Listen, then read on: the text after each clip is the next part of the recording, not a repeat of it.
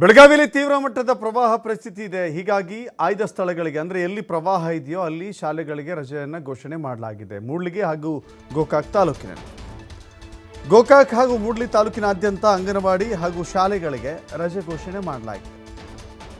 ಎರಡೂ ತಾಲೂಕಿನಲ್ಲೂ ಕೂಡ ಪ್ರವಾಹದ ಪರಿಸ್ಥಿತಿ ತೀವ್ರ ಮಟ್ಟದಲ್ಲಿದೆ. 2 ದಿನ ರಜೆ ಘೋಷಣೆ ಮಾಡಿ ಜಿಲ್ಲಾಧಿಕಾರಿ ಮೊಹಮ್ಮದ್ ರೋಷನ್ ಆದೇಶವನ್ನು ಹೊರಡಿಸಿದ್ದಾರೆ. 29 ಮತ್ತು 30ರಂದು 2 ದಿನ ರಜೆ, ಶಾಲೆಗಳಿಗೆ ಬರಲಿಕ್ಕೆ ಕಷ್ಟವಾಗುತ್ತೆ. ಇವತ್ತು ಮತ್ತು ನಾಳೆ 2 ದಿನಗಳ ಕಾಲ ರಜೆಯನ್ನು ಘೋಷಣೆ ಮಾಡಲಾಗಿದೆ.